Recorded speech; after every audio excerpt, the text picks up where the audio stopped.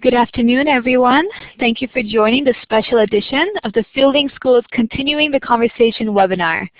I want to introduce myself. My name is Shweta Saraswat. I'm Communications Officer at the Fielding School. And today we are thrilled to have Dr. Gerald Kominski, Director of the Center for Health Policy Research and renowned healthcare reform expert. He's here to discuss an update of the health exchanges that opened yesterday, October 1st.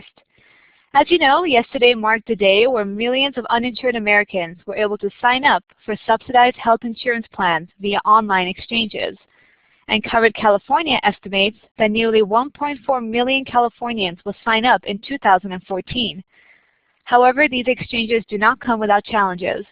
Is California prepared to handle this amount of enrollment despite technological delays and political resistance?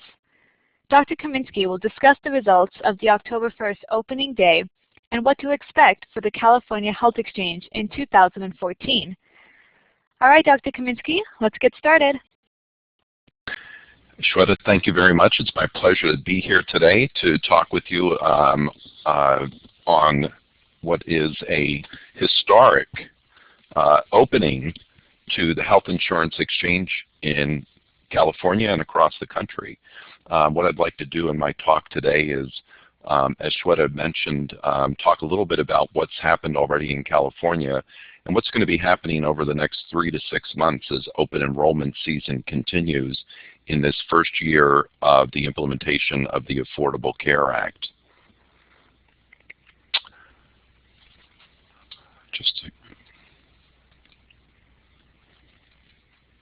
I can see that Eric, I think that some of the slides in this presentation were intended to be hidden slides, so I may be skipping over some of the slides because it's part of a larger slide deck. So I apologize for that technical mishap. So just a reminder, who's eligible for benefits from the exchange? Everybody who's on this webinar knows that there continues to be a lot of dis and misinformation about eligibility.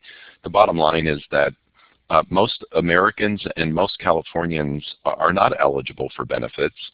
We're already well insured, and the Affordable Care Act has little or no immediate impact on the vast majority of us. But the law is intended to help families and individuals, primarily those who are currently uninsured and those who purchase insurance in the individual insurance market with their own money because they do not get affordable insurance through their place of employment. These are the primary groups that are targeted by the Affordable Care Act. So and the eligibility is based on income. So individuals and families up to 400% of the federal poverty level who do not already have affordable qualifying health insurance. This is the primary group that is eligible for benefits under ACA. And those individuals fall into two categories. For those between 139% and 400% of federal poverty, subsidies are available to purchase private insurance in the new regulated state-based markets called exchanges. And these exchanges or marketplaces have different names. In California, it's Covered California. In Oregon, it's Cover Oregon. Every state has identified an appropriate name for their exchange to identify that this is the new marketplace for individuals to buy insurance if they qualify for federal subsidies. For those who are below 139% of the federal poverty level, they will be eligible to enroll in expanded Medicaid. And Medicaid, of course, in California is known as Medi-Cal. Just to remind everybody, this is the portion of the Affordable Care Act that was found unconstitutional by the Supreme Court last June. That is the mandatory expansion of Medi-Cal up to 138% of federal poverty. And as a result, there are a number of states that are choosing at this time not to expand their Medicaid programs. Fortunately, we live in a state that where the governor and the legislature are moving forward with the Medicaid and Medi-Cal expansion. So just to remind people, because as I know, most of us have a fairly good idea of what our income is, but I've yet to meet anybody who knows where they stand on the federal poverty level scale. So just to remind people, federal poverty level is determined both by income and the size of your family. So it's a little difficult to pinpoint exactly because it increases for every additional family member. But just to illustrate, two common sort of family configurations, a single individual and a family of four. The poverty level for a single individual is just at about 11.5 this year. That first cut point for the eligibility for exchange subsidies is just about $16,000. And then 400% of the federal poverty level for an individual is just about $46,000. I've also included the federal poverty level at 250% because that's also a cut point for some additional benefits between 139 and 250, which I'll talk about in a few minutes. And you can see for a family of four, the poverty level is just about 23.5. The 139% is just about 33,000, and it goes up to 400% of poverty, which is about 94,000. So you can see that eligibility is for decidedly for middle-class families as well, that the subsidies continue up to a level that would, I think most people would agree, is middle class. So how many Californians are eligible for benefits? Well, we've been working with Covered California for over a year and a half and to produce estimates. And when we look at the entire non-elderly population in California, there are up to 6.5 million Californians who are either eligible, potentially eligible for subsidies, or eligible for expanded Medicaid, or currently eligible for Medi-Cal and not enrolled in the program. So let me just break that down quickly and talk about the estimates that we've produced for Covered California. This 6.5 million includes 2.6 million who are eligible for exchange subsidies, and of that group, about 1.6 million almost are currently uninsured. Another 570,000 buy insurance currently on their own without any subsidy whatsoever. Another 430,000 have insurance at their place of work, but that insurance would be deemed unaffordable under ACA. And then a small number, we estimate, will actually lose insurance at their place of employment and be eligible for exchange subsidies. In addition, there are millions of additional Californians who will be either newly eligible for Medi-Cal or are currently eligible. We estimate about 1.4 million newly eligible, including 850,000 who are currently uninsured, 240,000 who buy insurance on their own without any subsidy whatsoever, and another 320,000 who have insurance through their job. In addition, as many as 2.5 million Californians are currently eligible but not enrolled in the Medi-Cal program. The most important subgroup of that are the 850,000 uninsured who currently could be in Medi-Cal. Another 280,000 buy insurance on their own, and another 1.3 million receive insurance through their place of employment. So you can see that there are significant numbers of Californians eligible either under the newly expanded Medi-Cal program, currently eligible but not enrolled, or eligible for subsidies in the exchange. So how do I know if I qualify? Well, Covered California is the marketplace, and it is the place to go for determination of benefits. I'm happy to say that it opened for business yesterday successfully. In contrast to some of the other exchanges that opened yesterday, apparently it was not subject to a blitz of hackers trying to shut the site down. Apparently in North Dakota there was a difficulty with a numerous bombardment of their website. I did try to access several other state sites, and I will admit that I had difficulty getting onto the websites of a few other states, but I had no problem at any point yesterday getting onto Covered California's website. So I think the folks here have done an excellent job in preparing for the onslaught. Their media office indicated that by 3 p.m. yesterday afternoon there had been over 5 million hits on the website. So they obviously were quite well prepared for the onslaught of interest. I just want to reinforce that Covered California, by law, will make eligibility determinations by phone, via the internet, by mail application, or in person. And that is a requirement of the federal legislation. And Covered California is committed to ensuring that they can do eligibility determinations via all 4 of those mechanisms. They've hired over 20,000 assisters throughout the state to work with community organizations to get people enrolled, and you'll see that process and that enrollment and outreach efforts continue to roll out during the remainder of this calendar year and into the first 3 months of 2014.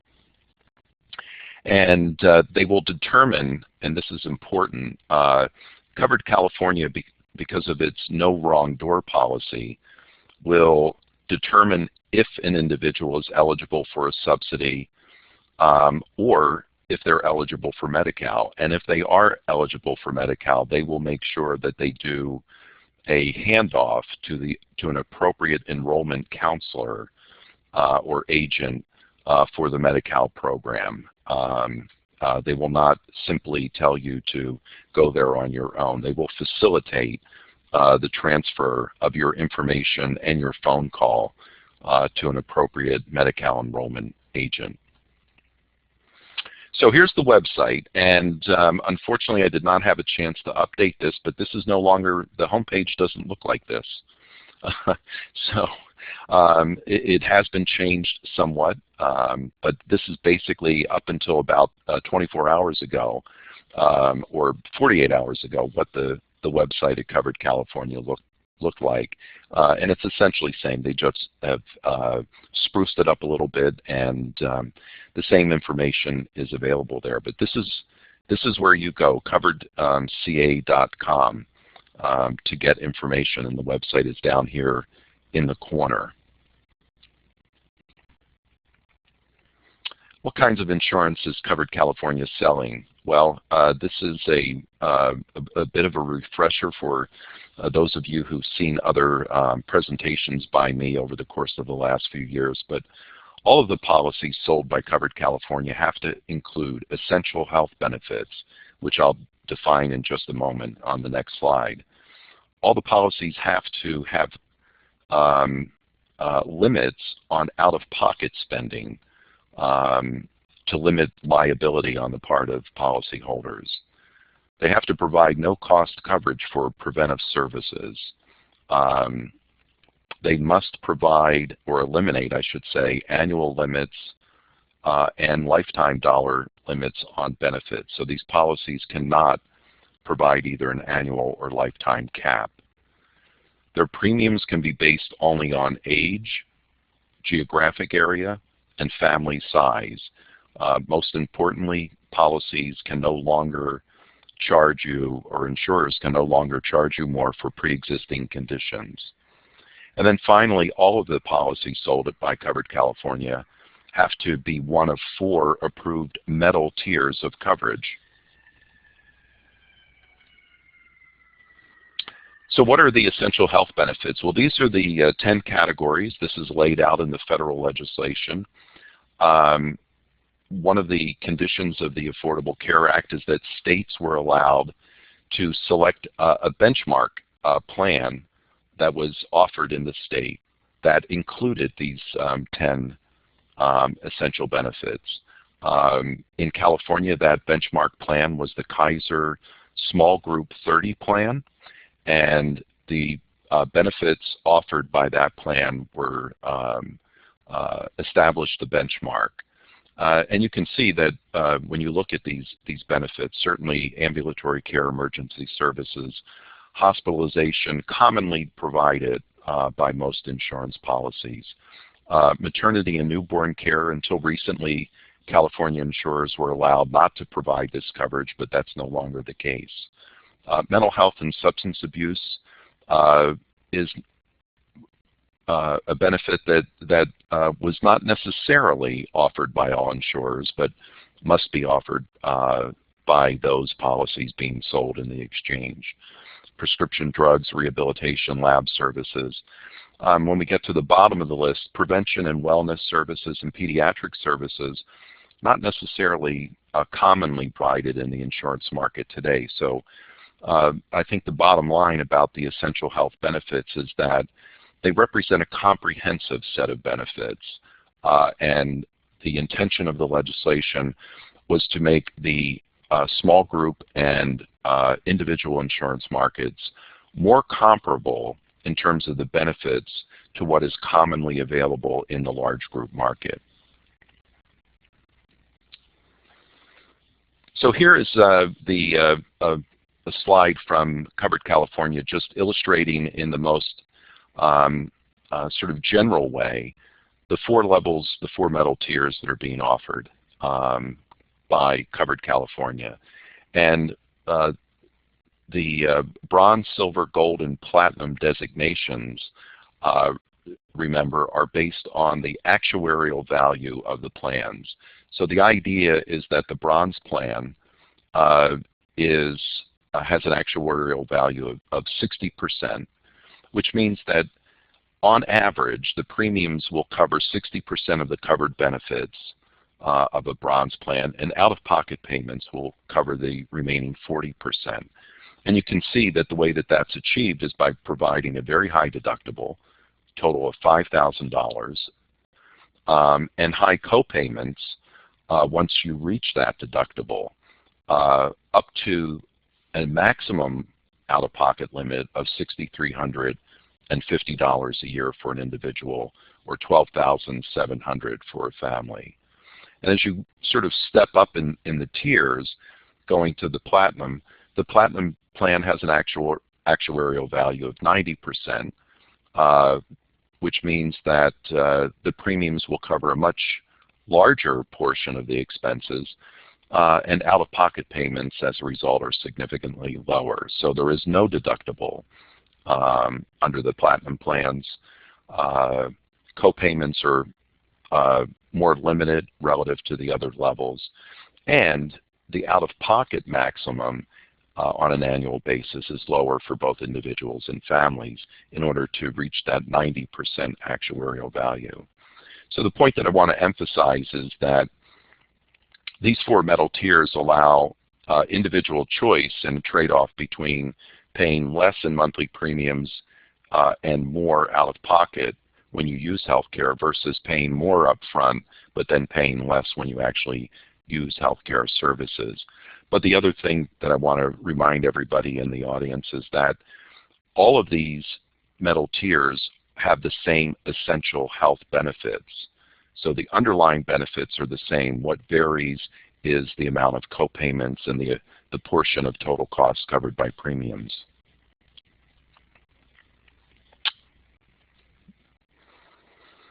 So one of the questions, obviously, that people are eligible for benefits ask, how much is this going to cost me? And the answer is, if you qualify for Medi-Cal, nothing.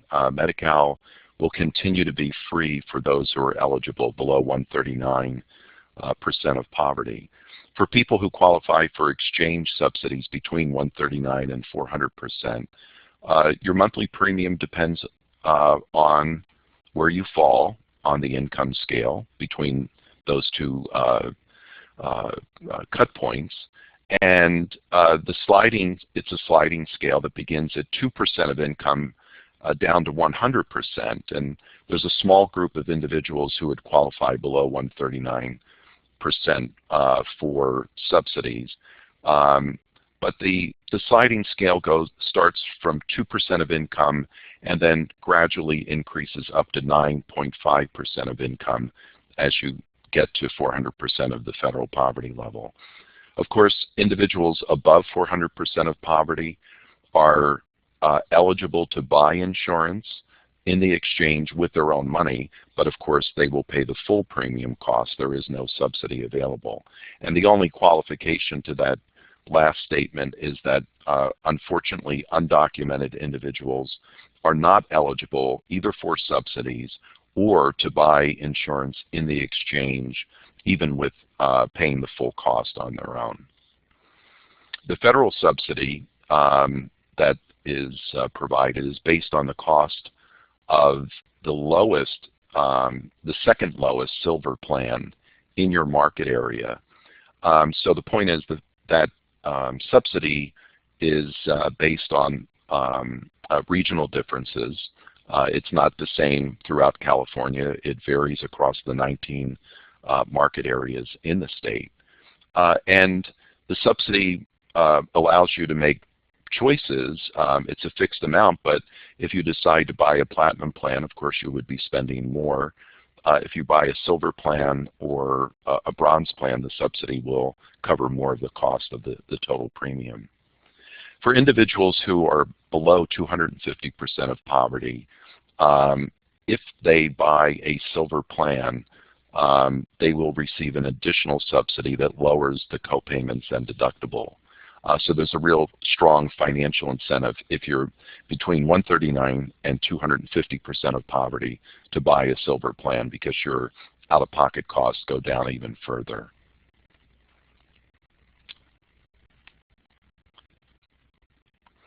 So just to give an idea of what the premiums look like in Los Angeles County for 2014 on the exchange. Of course, you've got to make a decision based on someone's age. So for a representative 40-year-old, these are the premiums for the 4 metal tiers and the 7 different plan options available to people in Southern California. Did I count that right? Actually 8 different plan options. And you can see that, for example, a silver plan, the lowest cost silver plan, is HealthNet HMO at $242, ranging up to a high of $325 for Kaiser. So there is some variation. It's not enormous. It's almost a $73 or $83 monthly difference between the lowest and the highest cost silver plan. But at the platinum level, HealthNet is still the lowest cost plan, and you can buy a platinum coverage under HealthNet, which will be less expensive than some of the gold plans and even the Kaiser silver plan. So the point is that there is some choice here. There is some price competition going on, and these premiums before subsidy are actually significantly lower than many analysts expected based on data that was available before. It's a little difficult to make definitive statements about how premiums change, because in contrast to the transparency that's now available on prices, it is very difficult in today's market to identify comparable policies to these 4 tiers and to identify good premium data. It's just not readily available.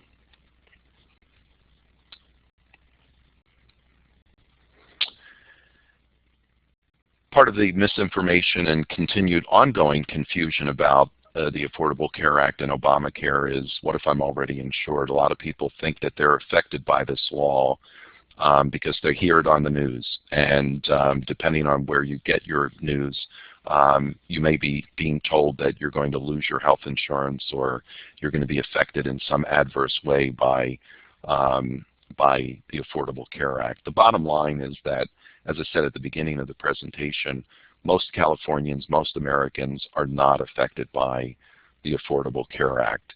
If you like your insurance and you can afford it on your own, you don't need to do anything.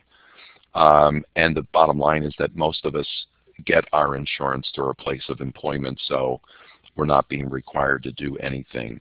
However, there are individuals who are currently insured through their place of employment who may be eligible and may qualify for a subsidy. And that is, for those individuals, if their insurance does not meet the affordability standard, they can leave their insurance, their job-based insurance, and seek a subsidy in the exchange. That affordability standard is for anybody who is spending more than 9.5% of their income for health insurance premium through their place of employment for individual coverage. Anybody who exceeds that 9.5% threshold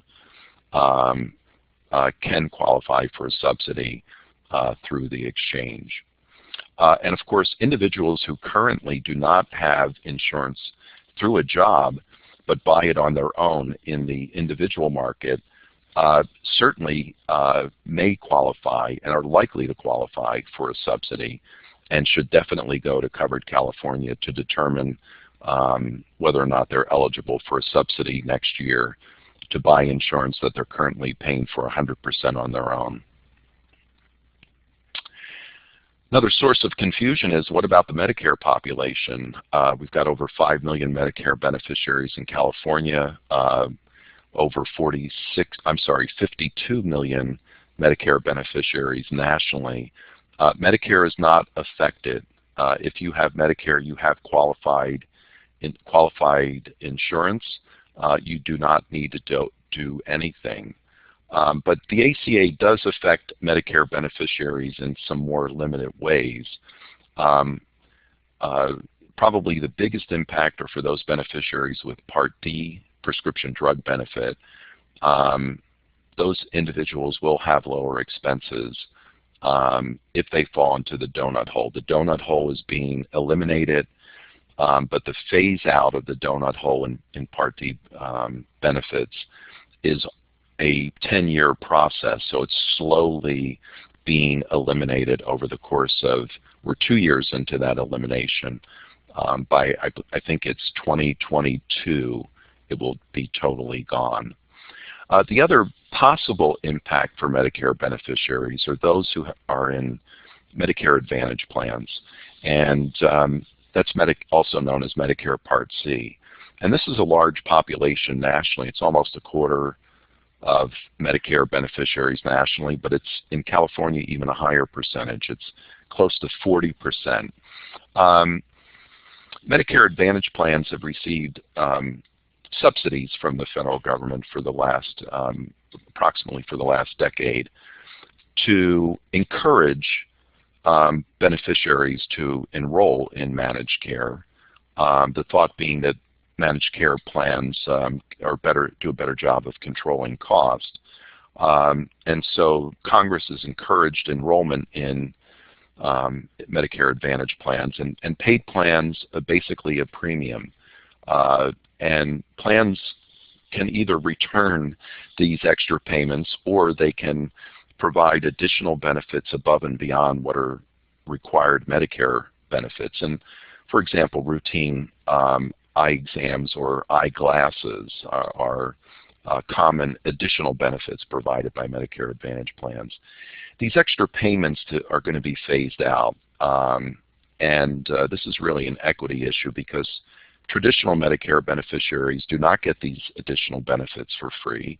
There's no subsidy for them, and in fact, if you are in traditional Medicare and you want eyeglasses, for example, you either buy them on your own or you purchase an additional policy that would provide coverage. But the fact is that you are bearing the full cost of that, as opposed to someone who's in a Medicare Advantage plan and receives a subsidy from Congress to provide those additional services. So those additional benefits are going to go away, and the perception among seniors in Medicare Advantage plan is likely to be that they're losing benefits.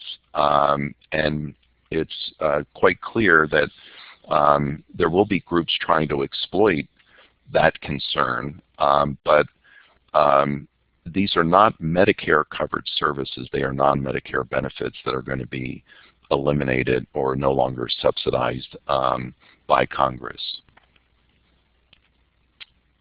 So, under the ACA, does my employer have a responsibility to offer affordable coverage? The answer is yes, but this is one provision of the law that has been delayed for a year, and the President announced this about a month and a half ago.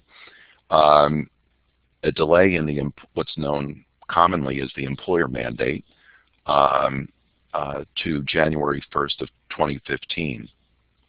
But starting a year from now, roughly a year from now, firms with at least 50 full-time equivalent workers will be required to provide health insurance. Now, firms that have less than 50 full-time equivalent employees are not required and will not be required to offer health insurance to their employees. Beginning in January of 2015, firms with 50 or more will only have to offer insurance to their full-time employees, that is, those who work at least 30 hours per week. And we're already seeing that one of the consequences of this provision of the law is that some large employers are deciding to not offer insurance to their part-time workers. Whole Foods and Home Depot are two examples of firms that recently announced that they will no longer offer benefits to their part-time workers. The reason for this is so that those workers can qualify for subsidies in the exchange. If those firms continue to offer insurance and their employees did not take up that offer, they would not be eligible for subsidies in the exchange. So although this seems to be and has been interpreted by some as a negative impact of the Affordable Care Act, it's actually, in the case of those firms, a effort to provide their part-time employees with access to subsidies to purchase insurance on their own.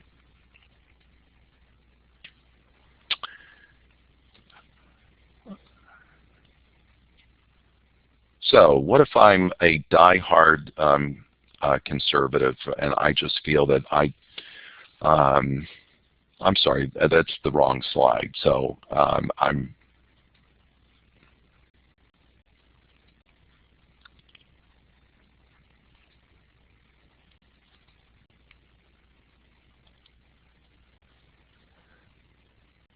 I apologize. This slide deck includes some slides that I didn't intend to be in here, so I'm trying to remember where I am.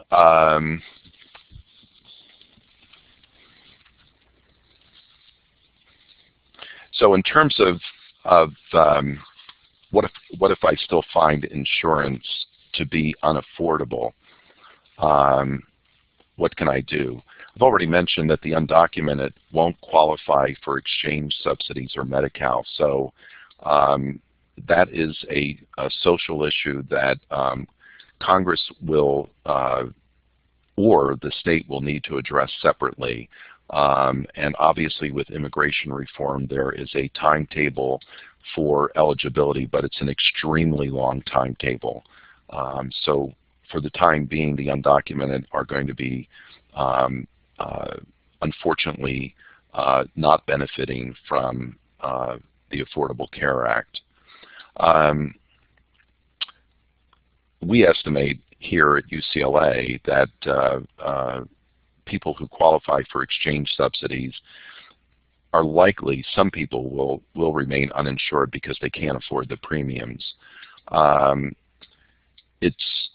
The counties in California will continue to provide indigent care, and in Los Angeles County, that care is provided through Healthy Way LA. So we anticipate that both the undocumented as well as individuals who qualify but don't sign up for benefits are likely to still seek care, indigent care at the county level. And then obviously federally qualified health centers, free clinics, and county hospitals will continue to provide care regardless of ability to pay.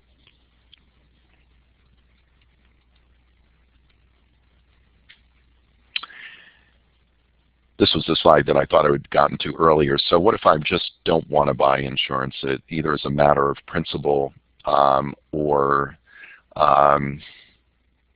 because I'm concerned about the affordability of this? I might qualify for a subsidy but feel that it's not enough, or I don't qualify for a subsidy and I still feel that health insurance is not affordable to me despite the lower premiums in the exchange. Well, starting in 2014, you'll have to prove that you have qualifying health insurance when you file your income tax. And there are exceptions, including for those whose income falls below the minimum filing threshold, which was $97.50 for individuals during the last tax year.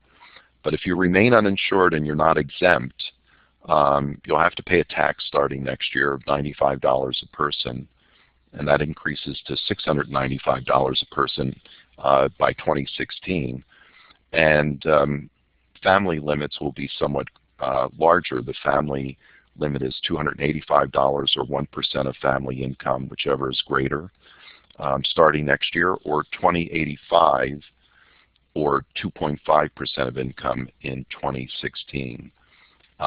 In work that we've done for Covered California, we think that these, particularly by 2016, that the penalties are large enough to make the incremental cost of insurance, particularly subsidized insurance, much more affordable to families.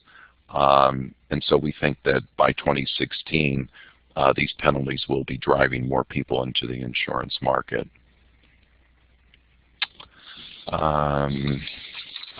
So let me close my presentation with just some data to remind people that as successful as we expect Covered California and the state in terms of enrolling new Medi-Cal beneficiaries, as successful as we expect those efforts to be, there will still be large numbers of uninsured in California despite all of these efforts. And we've modeled two scenarios for Covered California during the course of the last 18 months, a base and enhanced scenario. Now, I'm just going to focus on the enhanced scenario, partly because it's more optimistic, but it's also, in my opinion, the scenario that's more likely in California, given that we have an extremely active health exchange, i.e. Covered California. But in addition, we have a state legislature, a governor, and additional resources beyond the government. We have foundations, in particular the California Endowment, that have made significant commitments. In the case of the endowment, a commitment of over $225 million over the course of the next 3 years to do outreach, education, and enrollment above and beyond what's happening through Covered California. So with all of these additional resources and additional efforts, in my opinion, the enhanced scenario is the more likely outcome in California. But even under that scenario, about 3 million or 3.1 million Californians remain uninsured when ACA is fully implemented by 2019.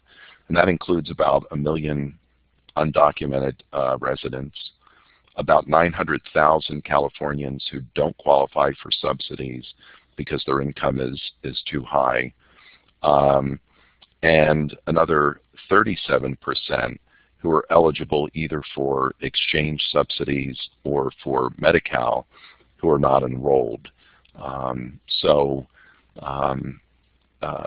There will be ongoing challenges to get everybody enrolled in benefits that they're eligible for, but I think that California is off to an excellent start. I said in the LA Times article, I was quoted on Sunday saying that in a sense the weight of the nation is on the shoulders of Peter Lee, who's the executive director of Covered California. I did not mean or intend to make Peter's job any more difficult than it already is, but I was expressing the sentiment that there are a lot of eyes looking to California to be successful. We know that the opponents of the Affordable Care Act are looking for every opportunity to identify where the program isn't working, and as a result, those of us who support this law and support insurance for all Americans, not just for wealthy and not just for those who are employed by companies that offer insurance, for anybody who supports universal access to care, it's important for this effort to succeed, and it looks like California is off to an excellent start. So I'm going to stop my presentation there and open it up to Q&A. Thank you, Dr. Kominski. So if any of you have a question, please type it in the field at the bottom of the chat window, and that's in the bottom of your left-hand, in the left-hand corner of your screen. So to kick it off, Dr. Kominski, there was a question from the audience.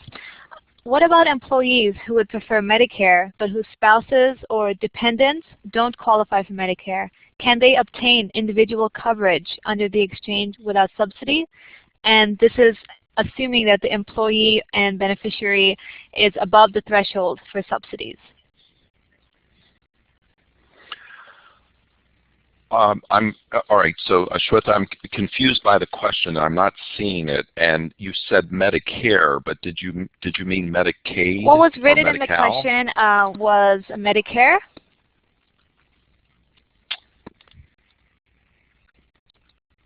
All right, so I'm still confused by the question. Medicare eligibility is based on obtaining either age 65 and having paid into the system or being permanently disabled. So I feel like there might be either a typo. I'm not sure why we're asking about the Medicare program. Okay, there was actually another question here. Okay. What about services that are not covered as essential health benefits? Can you give some examples of that? And how would policyholders obtain that care? I'm not sure that I can give you a really good example of something that's non-essential. I don't have the list of essential health benefits, the specific essential health benefits in California is available. Unfortunately, it's not available on the Covered California website. It's available at the CMS, a Center for Medicare and Medicaid Services website, where they list the essential health benefits for all 50 states. But you know, generally non-essential benefits would be things that would be considered either, let me just pick, probably the best example is dental care for adults. So most health insurance policies do not provide routine dental care services. So those services have to be either paid for out of pocket or purchased or covered through other insurance policies. The reason I'm struggling finding a good medical or clinical example is that the essential health benefits are pretty comprehensive. There's not much that's excluded other than what are considered to be experimental or unproven treatments. So the fact is that the essential health benefits are going to be very generous and cover most medically necessary, and by definition will cover medically necessary health care. Another question, Dr. Kominski. How would the possible unfunding of ACA in a House provision affect subsidies or implementation? I'm sorry, could you repeat the question? Of course. The question was, how would unfunding of ACA in a House provision affect subsidies or implementation of ACA? All right, so the House is trying to defund Obamacare, and it's not clear that they can do that because of the way that the appropriations have been made. Subsidies are not being affected at this time, and I don't think there's any mechanism for this year for preventing the subsidies from being made available. Having said that, there are other potential consequences of the current government shutdown. For example, IRS employees, it's my understanding, are not going to be available to make income verifications, but I don't know that. I'm not 100% certain of that, but that is one mechanism where the current efforts to shut down the government may have some consequences during the enrollment, during an open enrollment. In the meantime, the exchanges are prepared to postpone the income verification subject to the availability of IRS personnel to do those verifications. Great. Another question. So you mentioned that the premiums in California and across the nation are lower than what was expected. How do these premiums compare with the current premiums paid in the individual and small group market? We actually had an audience member who said that he did a shop and compare on the Covered California website, and it appeared to him that his monthly premium would be higher in an exchange plan than on his current PPO. It's possible.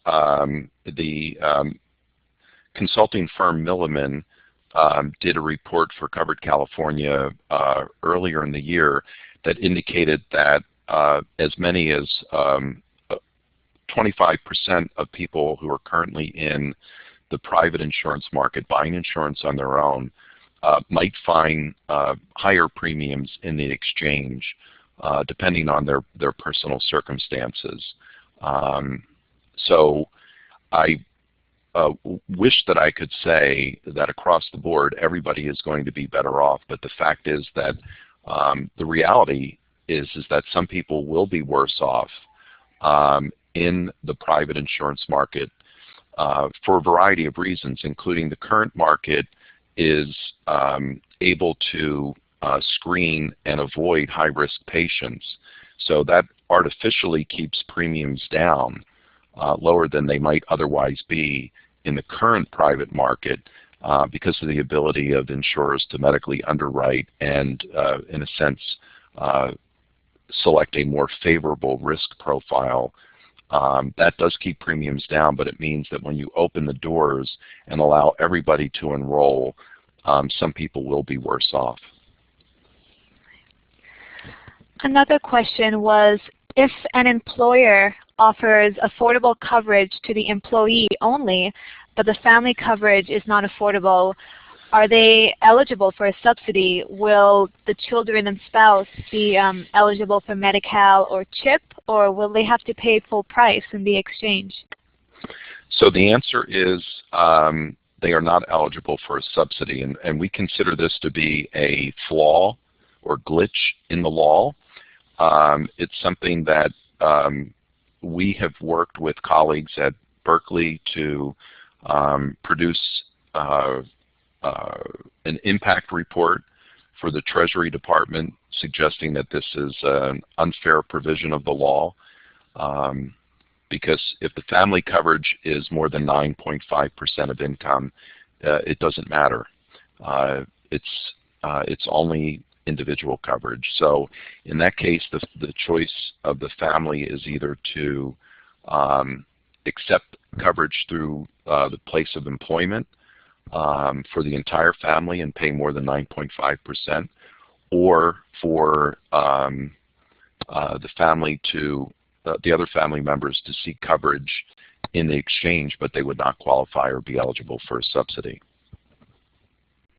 unless their income fell below. I'm sorry, they would not be eligible for a subsidy because they turned down the offer at their place of employment. You had alluded to this before, but there was a question. If you could briefly go over how dental and vision will be handled under Covered California. So dental and vision are covered for children, but not for adults. And because most insurers do not currently provide pediatric dental and vision benefits, for this year, those are being handled through a separate policy that's available on the exchange.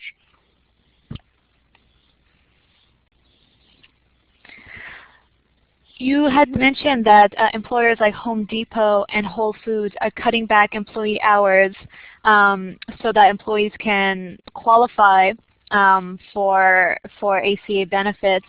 But what if the effect of that is that the employee just ends up working shorter hours and cannot truly benefit in the way that the company thinks that they can?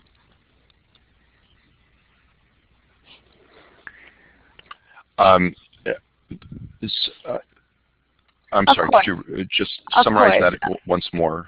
I'm sorry, I'm getting a lot of sirens out my office window that's Of course. The question was that for the companies that are no longer offering insurance for their part-time employees so that they can be covered under ACA, there's a concern that the employees are now working substantially fewer hours with reduced income, and those savings are not made up through the ACA.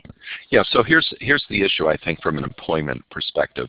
One is, if a company like Whole Foods says, we're not going to offer insurance benefits anymore to people who work less than 30 hours a week, and the reason we're doing that is so that they can go into the exchange and qualify for subsidy, plus we're going to give them $500 in addition. That's sort of one approach.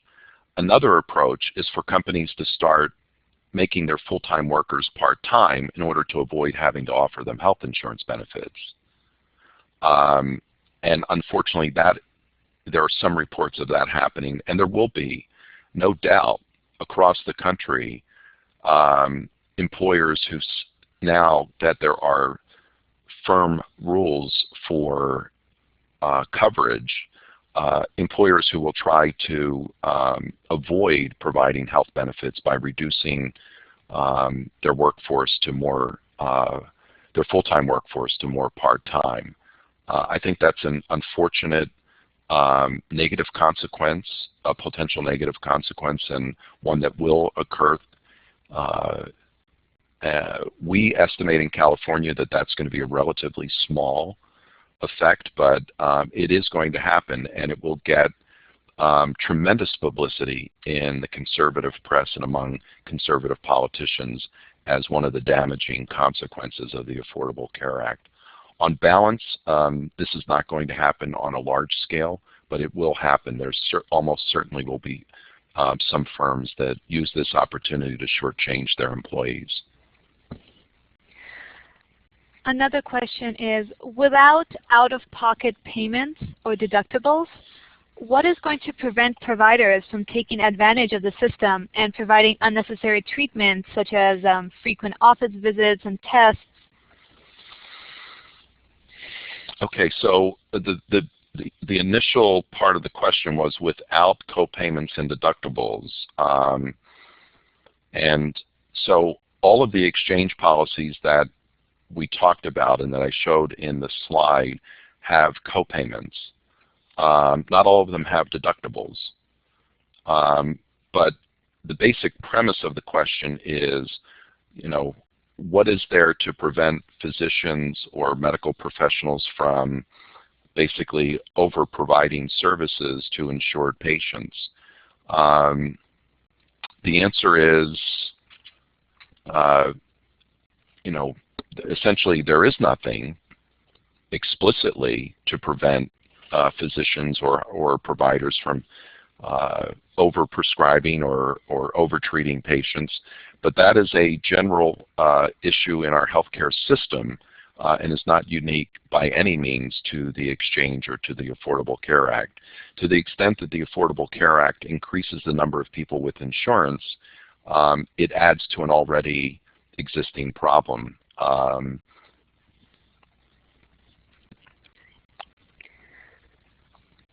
There was one more question, Dr. Kominski. Are there places in LA County that you know about that can help people navigate the Covered California website and enroll if they have individual questions as they try to purchase insurance?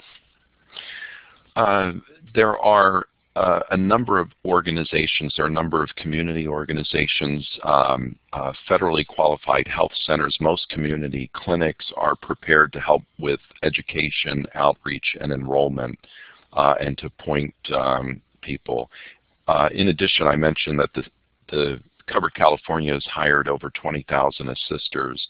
Those individuals are working with community organizations and very active already, doing outreach at churches, at clinics, at libraries, throughout the state and throughout the county.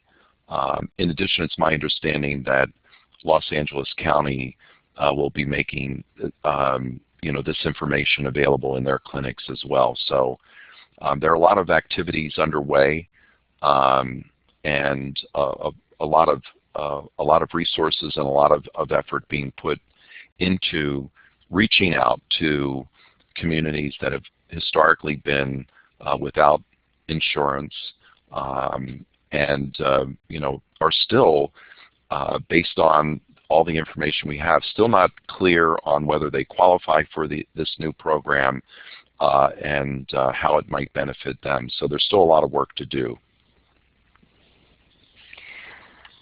And another question, do you foresee a woodwork effect, a problem with the state possibly being overwhelmed with new Medi-Cal enrollees who are eligible under old eligibility criteria, but now they have to sign up because of the individual mandate? Yeah, that's I know that certainly the state was concerned about that, because the federal matching funds for people who are currently eligible but not enrolled are at a different rate. For the Medi-Cal expansion, the state receives 100% federal support for 3 years, and then that tapers down to 90% by 2020. But for people who are eligible under the current rules but not enrolled, as they enroll, the state would receive the current match, which is a 50-50 federal state match. So there is some reason for the state to be concerned. I think in one of the slides that I showed earlier, a significant number of people who are currently eligible for Medi-Cal are receiving insurance. They may be low income, but many are receiving employment-based insurance despite the fact that they have low income. So I think the group to be concerned about is there are about 850,000 people who are currently uninsured but eligible for Medi-Cal today. We think that those individuals are likely to sign up, but those are, I think it's less likely that people will drop existing coverage through their place of employment to sign up for Medi-Cal.